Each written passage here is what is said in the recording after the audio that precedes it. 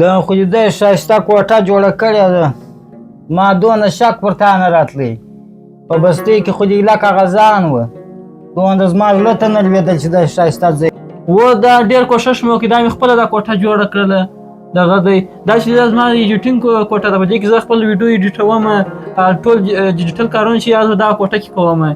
نو اوس دغه کوټه چې دا یو دغه والا شرکت والا ډېره خوښه سوی ول، دغه ول ما څو عکسونه ځینې اخیستي ول، دغه یې نمونه ته راښکاره کړه. موږ هم دغه رقم تا ته کار درکوو په شرکت کې، دا شیان موږ سره جوړوې، د سپورټي شیان به جوړوې. ما سمه ده په دغه زه روان وم. هغه نو انشاءالله چا راته وویل چې نن چې دی یکشنبه ده، نو اوس مې ونیکه زه ورته لوېږدم، داسې نه یکشنبه بیا فکر وکړم که نن یکشنبه هغه زه چې دونه ستړی سولم، دونه تشویش چې مې کوي هغه ګره بې ځایه و. ته ولې تشویش که؟ دغه دې په غټو تورو دغه دې لیکلي دي چې نن یکشنبه ده، ستا فکر اوس هم هلته دی. رښتیا وایه دا څو ورځې کېږي نه د شپې خوب راځي نه د ورځې خوب راځي، دماغ مې خراب وي. ګرده فکر مې چې په دغه کې باندې چې دا وظیفه به در به کړي نه به کړي در، نو په دا انټرویو کې به کامیابه سم نه به سم کامیابه، په دا ګرده ورځ په دغه کې فکر باندې هر څه راسه هېر سوي، نه ورځ را معلومېږي، نه بیا ډېر فکر هم زه چې هم نه دی ښه. و په دا ډېرو اندېښنو یې سر نه سره وځي، ګیلاس چای به درته یې کړمه. کمپیوټر څه کوي چې هلته پروت دی؟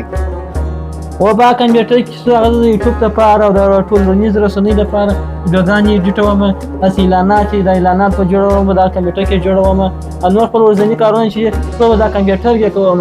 داسې مې چاره نشته، نو ګرده ورځ په دا کمپیوټر اخته یم، خپل ورځني کارونه ستا ته زه رسوم. څه وایه دا ویډیوګانې خو زه هم جوړوم، تر څو ټولنې ته یو پیغام ورکړم. پر ځای مې دا شک نه راتلی چې ته ویډیوګانې جوړوې، زه په خندا کې حقیقت ورته وایم. ته وایه دا ویډیوګانې ته هم جوړه؟ نیکه سم خبره، ما سړی ته یوازې پر دغه لار بله دغسې تېرېږي، دا سره ټکر وکړه، دا سره وموښتېږي، ما سړی ته بله د هغه بدماشي پسې راخیستې ده. دا څه وایه دا خو ته ویډیوګانې هم جوړوې؟ و دا ویډیوګانې زه جوړوم چې ته یو څه کومک راسره وکړې په دا ایډیټ کې.